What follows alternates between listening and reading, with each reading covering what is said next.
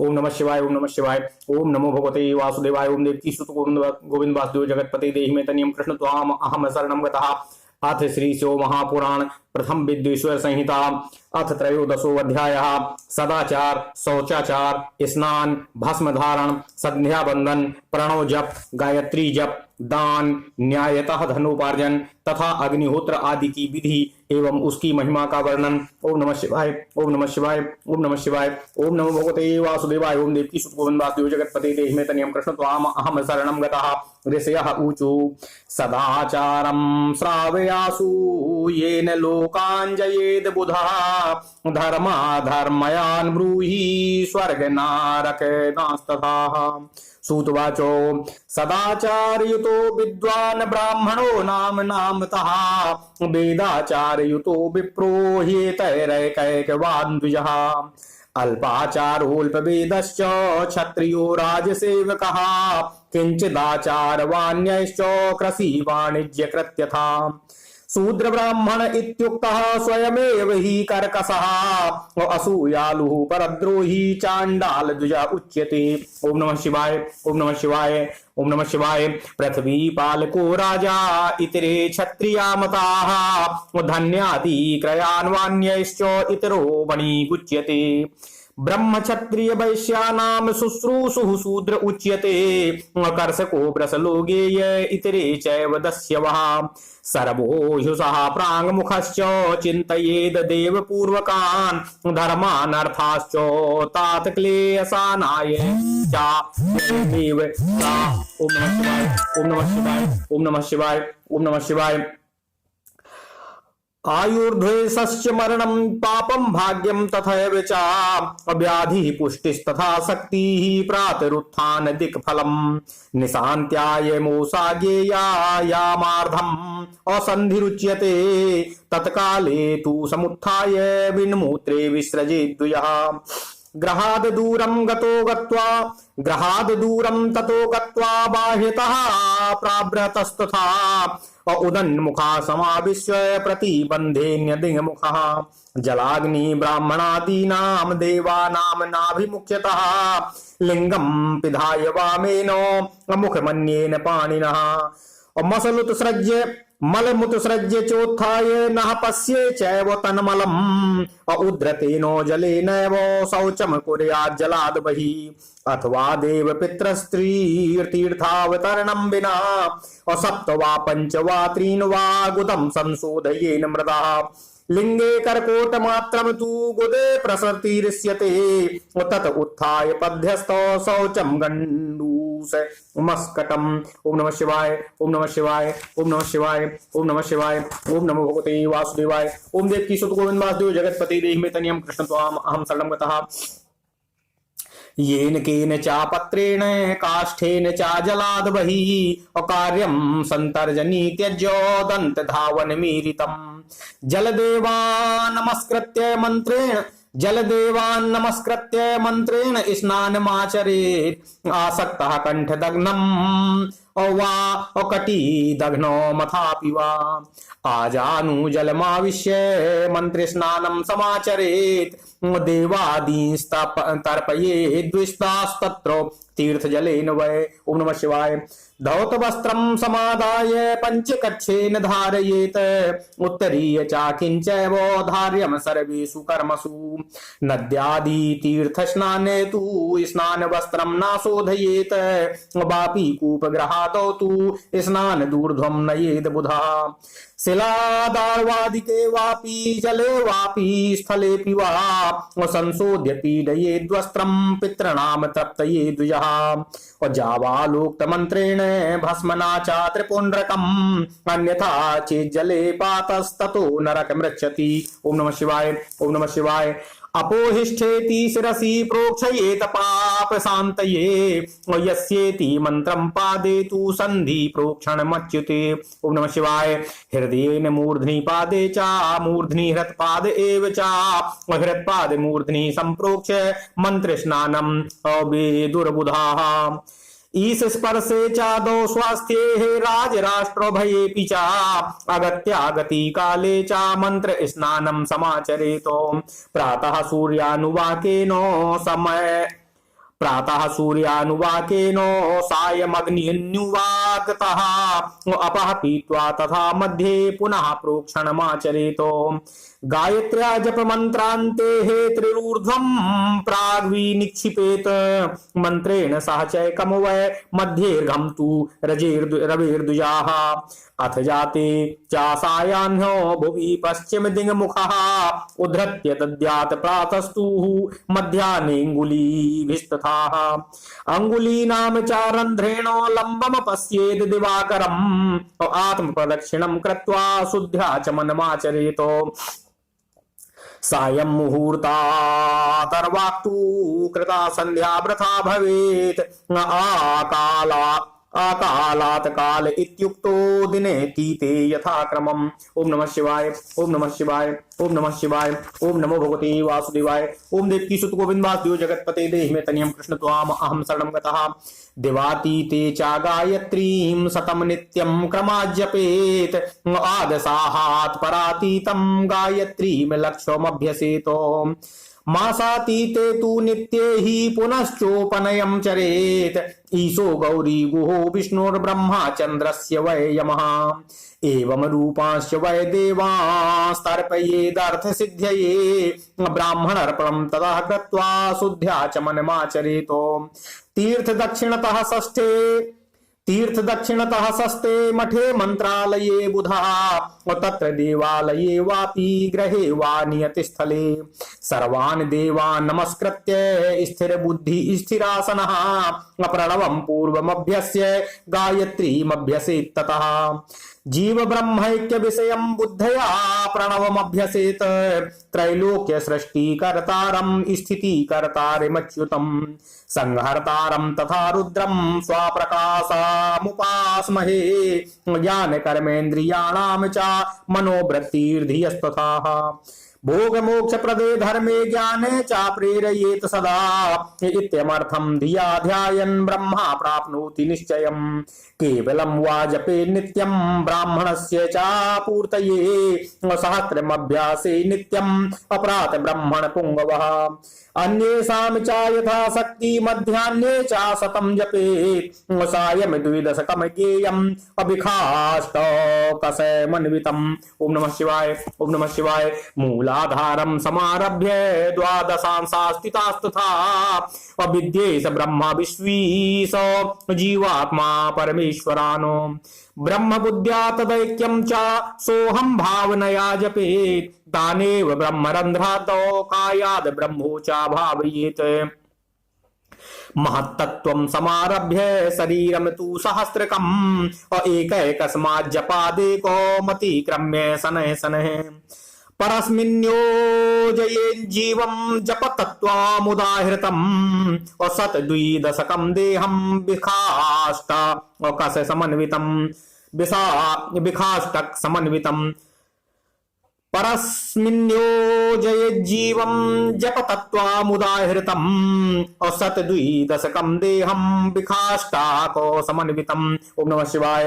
मंत्राणां जप एवं हि जपमादिकमाद्विदु सहस्रं ब्रह्मादं विद्याक्षत महेन्द्रपद्रं बुधु इतरत्वात्मरक्षार्थम् अब्रह्म योनिषु जायते दिवाकर्मुपस्थाय नित्यमित्थं समाचरेतो लक्ष्य द्वादश युक्तस्तु पूर्ण ब्राह्मण ईरितः गायत्र्या लक्ष्यहीनं तु वेद कार्येनायोजयेतो असप्ततेस्तु नियमम् अपश्चात् प्रजा तेस्तु नियमं पश्चात् प्रव्राजनं चरेत् प्रातर्द्वादश सहस्रं प्रव्राजी प्रणवं जपेतो दिने दिने त्वतिक्रान्ते नित्यमेवं क्रमाज्जपेत मासादौ क्रमसोऽतीतेः सार्धलक्ष्य जपेति आत ऊर्ध्वमतिक्रान्ते पुनः प्रहसं समाचरेत एवं कृत्वा दोष शान्तिरन्यथा रौरवं व्रजेत। ओम नमः शिवाय, ओम नमः शिवाय, ओम नमः शिवाय। ओम नमो भगवते वासुदेवाय। ओम देवकी सुत गोविन्दाद्यो जगत्पते देहि मे तनियं कृष्ण त्वाम अहं शरणं गतः। धर्मार्थयोस्ततो यत्नं कुर्यात् कामी न चेतरः ब्राह्मणो मुक्तिकामः स्याद् ब्रह्मज्ञानं सदाभ्यसेतो। धर्मादर्थोऽर्थतो भोगो भोगाद्वैराग्य संभवः धर्माजितार्थ भोगेन वैराग्यमुपजायते विपरीतार्थ भोगेन राग एव प्रजायते। धर्मस्य द्विविधा प्रोक्तो द्रव्य देहद्वयेन च द्रव्यमिज्यादि रूपम स्यात्तीर्थ स्नानादिदैहिकम धर्मेण धनमाप्नोति तपसा दिव्य रूपताम निष्काम शुद्धिमाप्नोति शुद्धया ज्ञानम न संशयः कृतादौ हि तपास्याघ्यम द्रव्य धर्मो कलौ युगे कृते ध्यानांच ज्ञान सिद्धिस्त्रेतायाम तपसा तथा द्वापरे यजेना ज्ञानम अप्रतिमा पूजया कलौ यद्रसं पुण्य पापम वा ताद्रसं फलमेव हि द्रव्य देहांग भेदेन नून वृद्धि चयादिकम् अधर्मो हिंसिका रूपो धर्मस्तु सुख रूपकः अधर्माद दुखमाप्नोति धर्माद्वय सुखमेधिते विद्याद दुर्वृत्तितो दुखम सुखम विद्यात सुवृत्तितः अधर्मार्जय नमतः कुर्याद भोग मोक्ष प्रसिद्धये सकुटुम्बस्य विप्रस्य चतुर्जनयुतस्य च शतवर्षस्य वृत्तिमितु दद्यात् ब्रह्म लोकदम्। ओम नमः शिवाय, ओम नमः शिवाय।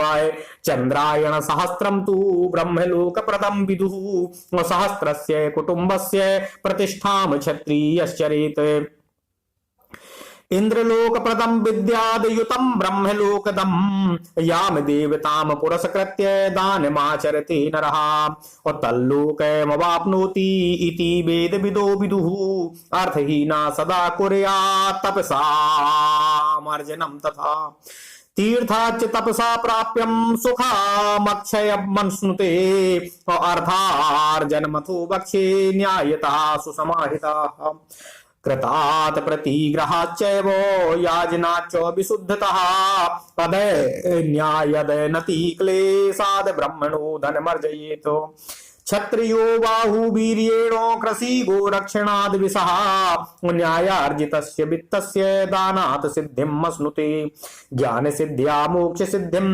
सर्वेषां गुरवनुग्रहात् मोक्षात् स्वरूप सिद्धिः स्यात् परानन्दम् समश्नुते सत्संगात सर्वमेतद्वैः नाराणां जायते द्विजाः धन धान्यादिकं सर्वं देयं वै गृहमेधिनाः यद्यत् काले वस्तु जातं फलं वा धान्यमेव च तत् सर्वं ब्राह्मणेभ्यो देयं वै हितमिच्छताः जलं चैव सदा देयमन्नं क्षुद्याधिशान्तये क्षेत्रं धान्यं तथा मन्नं मन्यमेव चतुर्विधम् यावत् कालं यदन्नं वै भुक्त्वा श्रवणमेधते तावत् कृतस्य पुण्यस्य त्वर्धं दातुर्न संशयः।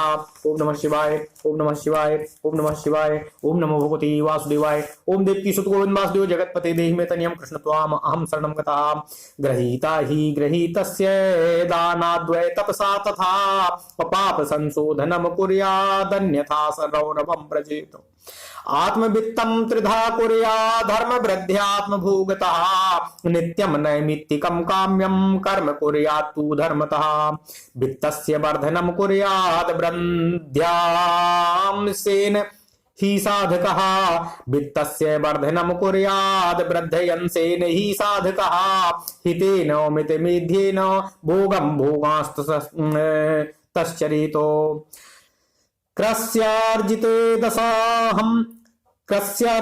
दशांशं हि देयं पापस्य शुद्धये शेषेण कुर्यात् धर्मादि अन्यथा रौरवं व्रजेतो अथवा पाप बुद्धि स्यात् क्षयं वा सस्यमेष्यति वृद्धि वाणिज्यके देयं षड्शं हि विचक्षणैः शुद्ध प्रतिग्रहे देयम चतुर्थांशम द्विजोत्तमय है। अकस्मादुत्थितीर्थे ही देयमर्धम द्विजोत्तमय है। असत प्रतिग्रहे सर्वम दुर्दान सागरे छिपेत। आहूय दानम कर्तव्यमात्म भोगो समृद्धये।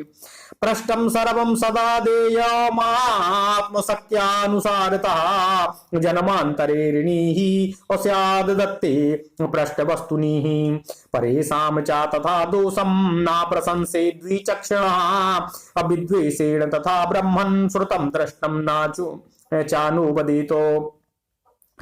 न बदेत सर्वजन्तूनां हृदि रोषकरं बुधः। असन्ध्ययोरग्निकार्यं च कुर्याद्देवैश्वर्य सिद्धये। असक्तस्वेक काले वा सूर्याग्निः च यथा विधि। तण्डुलं धन्यमाज्यं वा फलं कंदं हविस्तथा। ओम नमः शिवाय। ओम नमः शिवाय। स्थालीपाकं तथा कुर्याद्यथा न्यायं यथा विधि। प्रधान होम मात्रं वा हव्याभावे समाचरेतो। नित्य संधानमित्युक्तम् अतम्रजस्रं विदुर्बुधाः। अथवा जप मात्रं वा असूर्य बंधनमेव च। एवमात्मार्थिनः कर्यूरथार्थी च यथा विधि। ब्रह्म यज्ञ रता नित्यं देव पूजा रता तथा। अग्नि पूजा परा नित्यं गुरु पूजा रता तथा। ब्रह्मणा नाम तृप्तिकरा सर्वे स्वर्गस्य भागिना। ओम नमः शिवाय। ओम नमः शिवाय। ओम नमः शिवाय। ओम नमो भगवते वासुदेवाय। ओम देवकी सुत गोविंद वासुदेव जगत्पति देहि मे तनयम् कृष्ण त्वाम अहम शरणं गतः।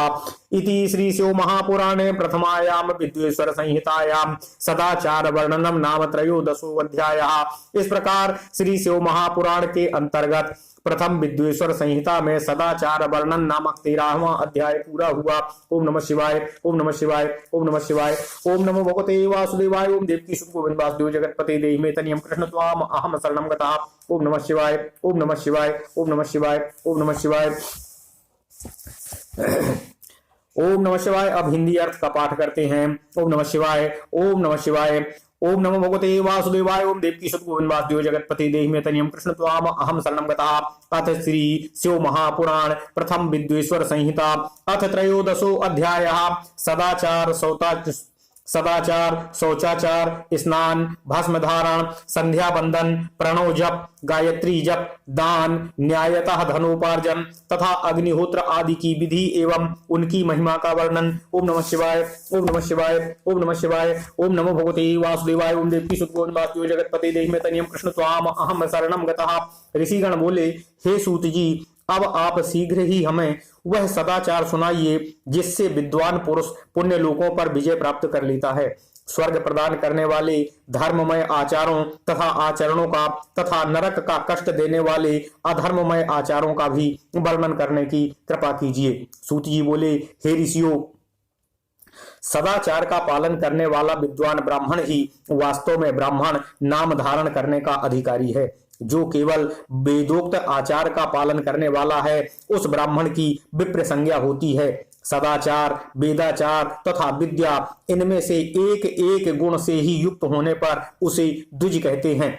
जिसमें स्वल्प मात्र में ही आचार का पालन देखा जाता है, जिसने वेदाध्ययन भी बहुत कम किया है तथा जो राजा का सेवक पुरोहित मंत्री आदि है उसे क्षत्रिय ब्राह्मण कहते हैं। जो ब्राह्मण कृषि तथा वाणिज्य कर्म करने वाला है तथा कुछ कुछ ब्राह्मणोचित आचार का भी पालन करता है वह वैश्य ब्राह्मण है।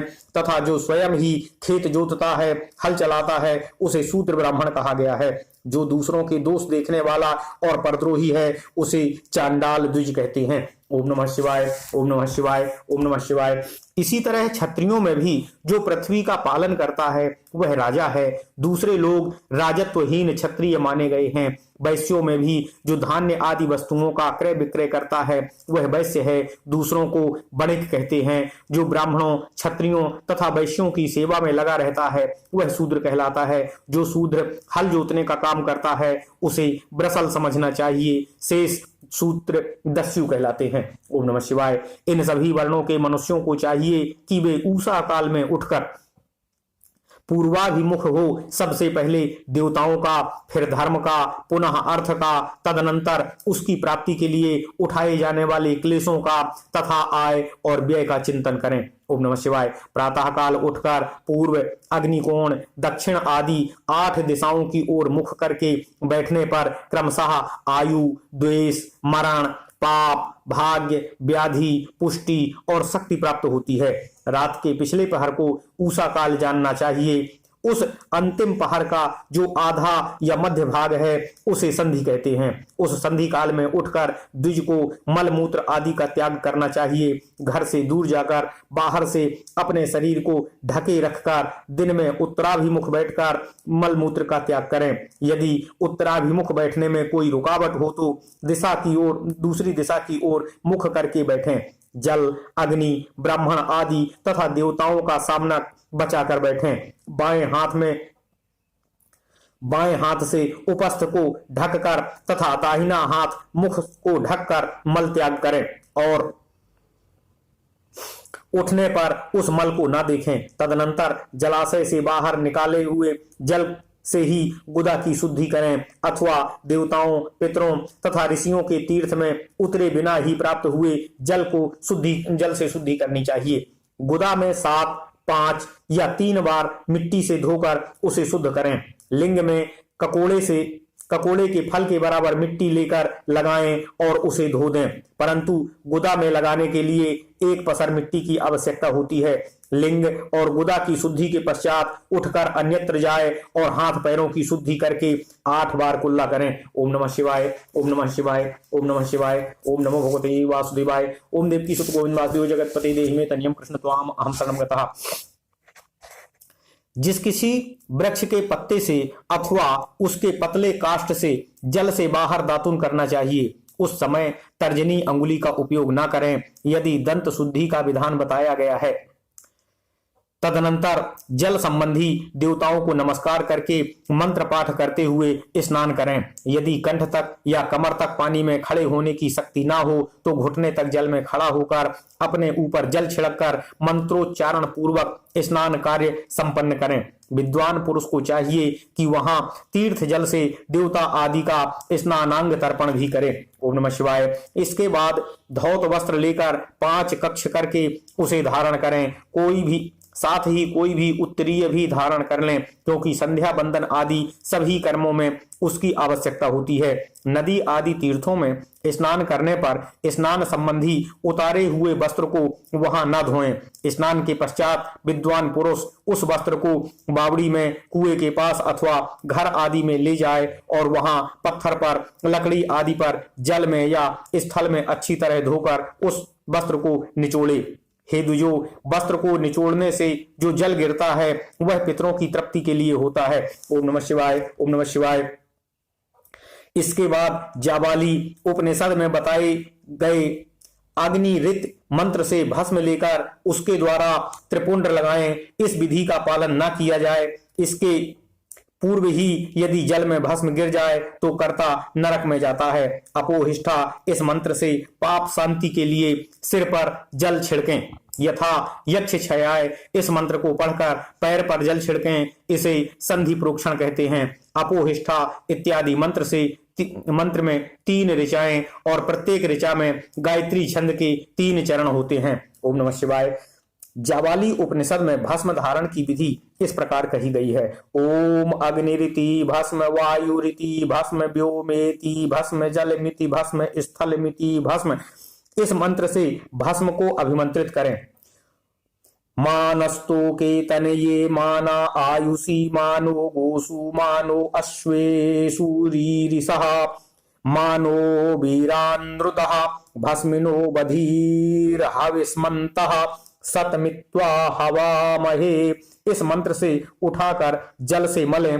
तत्पश्चात ओम त्रायुषं जमदग्ने कश्यपस्य त्रायुषं यद्देवेषु त्रायुषं तन्नोस्तु त्रायुषं इत्यादि मंत्र से मस्तक, ललाट, वक्ष स्थल और कंधों पर त्रिपुंड धारण करें। त्रायुषं त्रायुषं जमदग्ने कश्यपस्य त्रायुषं यद्देवेषु त्रायुषं तन्नोऽस्तु त्रायुषं तथा त्र्यंबकं यजामहे सुगंधिं पुष्टिवर्धनम् उर्वारुकमिव बन्धनान् मृत्युर्मुक्षीयत मामृताम। इन दोनों मंत्रों को 3-3 बार पढ़ते हुए 3 रेखाएं खींचें। ओम नमः शिवाय, ओम नमः शिवाय, ओम नमः शिवाय।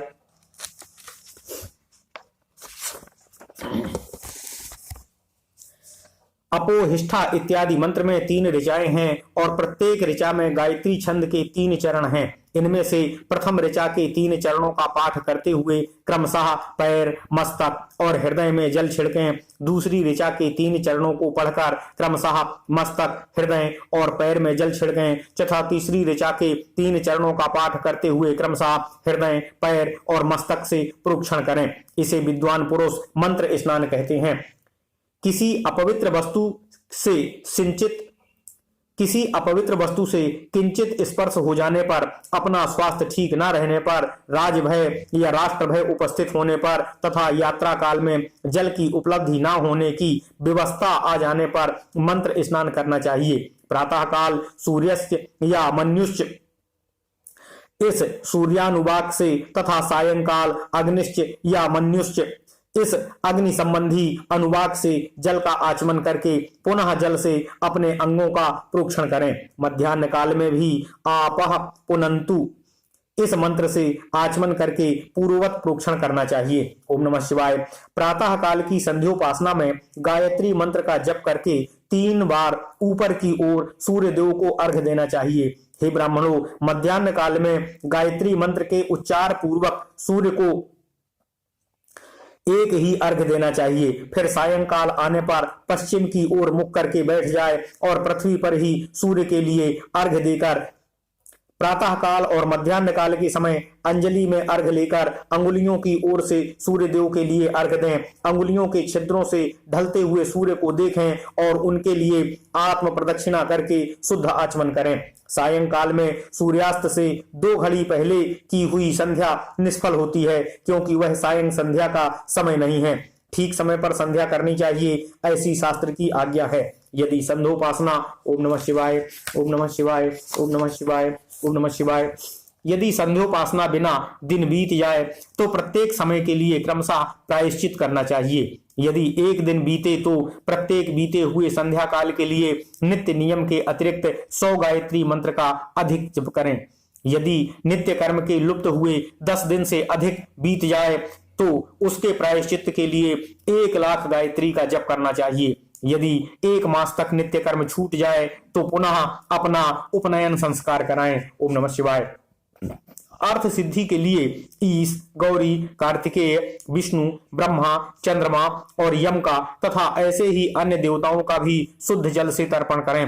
तत्पश्चात तर्पण कर्म को ब्रह्मार्पण करके शुद्ध आचमन करें। तीर्थ के दक्षिण भाग में प्रशस्त मठ में, मंत्रालय में, देवालय में, घर में अथवा अन्य किसी भी नियत स्थान में आसन पर स्थिरता पूर्वक बैठकर विद्वान पुरुष अपनी बुद्धि को स्थिर करे और संपूर्ण देवताओं को नमस्कार करके पहले प्रणव का जप करने के पश्चात गायत्री मंत्र की आवृत्ति करे। प्रणव के आ, उ, मा इन तीनों अक्षरों से जीव और ब्रह्म की एकता का प्रतिपादन होता है। इस बात को जानकर प्रणव का जप करना चाहिए। जप काल में यह भावना करनी चाहिए कि हम तीनों लोकों की सृष्टि करने वाले ब्रह्मा, पालन करने वाले विष्णु तथा संहार करने वाले रुद्र की जो स्वयं प्रकाश चिन्मय है उसकी उपासना करते हैं।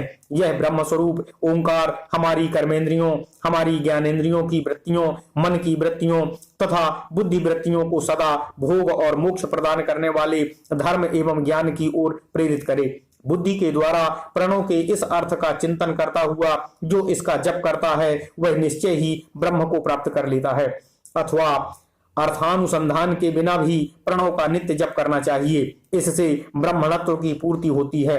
ब्राह्मणत्व की पूर्ति के लिए श्रेष्ठ ब्राह्मण को प्रतिदिन प्रातःकाल 1 मात्र गायत्री मंत्र का जप करना चाहिए। मध्याह्न काल में 100 बार और सायंकाल में 28 बार जप की विधि है। अन्य वर्ण के लोगों को अर्थात क्षत्रिय और वैश्यों को तीनों संध्याओं के समय यथासाध्य गायत्री जप करना चाहिए। ओम नमः शिवाय।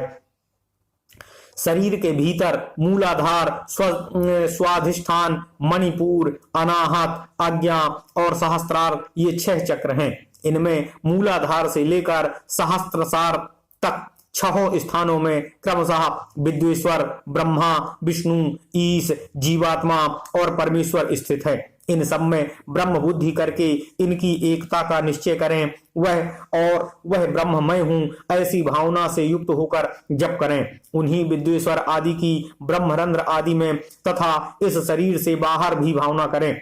महत्त्व से लेकर पंचभूत पर्यंत तत्वों से बना हुआ जो शरीर है, ऐसे सहस्त्रों शरीर का एक एक अजपा गायत्री से जप से एक एक क्रम से अतिक्रमण करके जीव को धीरे धीरे परमात्मा से संयुक्त करें। यह जप का तत्व बतलाया गया है। 100 अथवा 28 मंत्रों के जप से उतने ही शरीरों का अतिक्रमण होता है। इस प्रकार जो मंत्रों का जप है, इसी को आदि क्रम से वास्तविक जप जानना चाहिए। ओम नमः शिवाय। 1000 बार किया हुआ जप ब्रह्मलोक प्रदान करने वाला होता है, ऐसा जानना चाहिए। 100 बार किया हुआ जप इंद्र पद की प्राप्ति कराने वाला माना गया है तथा ब्राह्मणेतर पुरुष आत्मरक्षा के लिए जो स्वल्प मात्रा में जप करता है, वह ब्राह्मण के कुल में जन्म लेता है। इस प्रकार प्रतिदिन सूर्योपास्थान करके उपर्युक्त रूप से जप का अनुष्ठान करना चाहिए। ओम नमः शिवाय। 12 लाख गायत्री का जप करने वाला पुरुष पूर्ण रूप से ब्राह्मण कहा गया है। जिस ब्राह्मण ने 1 लाख गायत्री का भी जप न किया हो, उसे वैदिक कार्य में न लगाएं। 70 वर्ष की अवस्था तक नियम पालन पूर्वक कार्य करें। इसके बाद गृह त्याग कर संन्यास ले लें। परिव्राजक या सन्यासी पुरुष नित्य प्रातः काल 12,000 प्रणव का जप करे। यदि एक दिन नियम का उल्लंघन हो जाए तो दूसरे दिन उसके बदले में उतना मंत्र और अधिक जपना चाहिए। इस प्रकार जप को चलने का प्रयत्न करना चाहिए। यदि क्रमशः 1 मास उल्लंघन का व्यतीत हो जाए तो 1.5 लाख जप करके उसका प्रायश्चित करना चाहिए। इससे अधिक समय तक नियम का उल्लंघन हो जाए तो पुनः नए सिरे से गुरु से नियम ग्रहण करें। ऐसा करने से दोषों की शांति होती है, अन्यथा रौरव नरक में जाना पड़ता है। ओम नमः शिवाय। ओम नमः शिवाय। ओम नमः शिवाय। ओम नमो भगवते वासुदेवाय। ओम देवकी सुत गोविंद वासुदेव जगतपते देहि तनियम कृष्ण त्वाम अहम शरणं गतः। जो सकाम भावना से युक्त गृहस्थ ब्राह्मण है, उसी को धर्म तथा अर्थ के लिए यत्न करना चाहिए। मुमुक्षु ब्राह्मण को तो सदा ज्ञान का ही अभ्यास करना चाहिए। धर्म से अर्थ की प्राप्ति होती है, अर्थ से भोग सुलभ होता है और उस भोग से वैराग्य की प्राप्ति होती है। धर्म पूर्वक उपार्जित धन से जो भोग प्राप्त होता है, उससे एक दिन अवश्य वैराग्य का उदय होता है। धर्म के विपरीत अधर्म से उपार्जित धन के द्वारा जो भोग प्राप्त होता है, उससे भोगों के प्रति आसक्ति उत्पन्न होती है। धर्म 2 प्रकार का कहा गया है, द्रव्य के द्वारा संपादित होने वाला और शरीर से किया जाने वाला। द्रव्य धर्म यज्ञ आदि के रूप में और शरीर धर्म तीर्थ स्नान आदि के रूप में पाए जाते हैं। मनुष्य धर्म से धन पाता है, तपस्या से उसे दिव्य रूप की प्राप्ति होती है, कामनाओं का त्याग करने वाले पुरुष के अंतःकरण की शुद्धि होती है, उस शुद्धि से ज्ञान का उदय होता है, इसमें संशय नहीं है। सतयुग आदि में तप को ही प्रशस्त कहा गया है, किंतु कलयुग में द्रव्य साध्य धर्म अच्छा माना गया है। सतयुग में ध्यान से, त्रेता में तपस्या से, द्वापर में यज्ञ करने से ज्ञान की सिद्धि होती है, परंतु कलयुग में प्रतिमा, भगवत विग्रह की पूजा से ज्ञान लाभ होता है। जिसका जैसा पुण्य या पाप होता है, उसे वैसा ही फल प्राप्त होता है। द्रव्य, देह अथवा अंग में न्यूनता, वृद्धि अथवा क्षय आदि के रूप में वह फल प्रकट होता है। अधर्म हिंसा दुख रूप है और धर्म सुख रूप है। मनुष्य अधर्म से दुख पाता है और धर्म से सुख एवं अभ्युदय का भागी होता है। दुराचार से दुख प्राप्त होता है और सदाचार से सुख की प्राप्ति होती है। अतः भोग और मोक्ष की सिद्धि के लिए धर्म का उपार्जन करना चाहिए। जिसके घर में कम से कम 4 मनुष्य हैं, ऐसे कुटुंबी ब्राह्मण को जो 100 वर्ष के लिए जीवन निर्वाह की सामग्री देता है, उसके लिए वह दान ब्रह्मलोक की प्राप्ति कराने वाला होता है। 1000 चंद्रायण व्रत का अनुष्ठान ब्रह्मलोकदायक माना गया है। जो क्षत्रिय 1000 कुटुंबों को जीविका और आवास देता है उसका वह कर्म इंद्रलोक की प्राप्ति कराने वाला होता है और 10,000 कुटुंबों को दिया हुआ आश्रय दान ब्रह्मलोक प्रदान करता है। दाता पुरुष जिस देवता के उद्देश्य से दान करता है अर्थात वह दान के द्वारा जिस देवता को प्रसन्न करना चाहता है उसी का लोक उसे प्राप्त होता है, ऐसा वेद वेत्ता पुरुष कहते हैं। धनहीन पुरुष सदा तपस्या का उपार्जन करे, क्योंकि तपस्या और तीर्थ सेवन से अक्षय सुख पाकर मनुष्य उसका उपभोग करता है। अब मैं न्यायतः धन के उपार्जन की विधि बता रहा हूँ।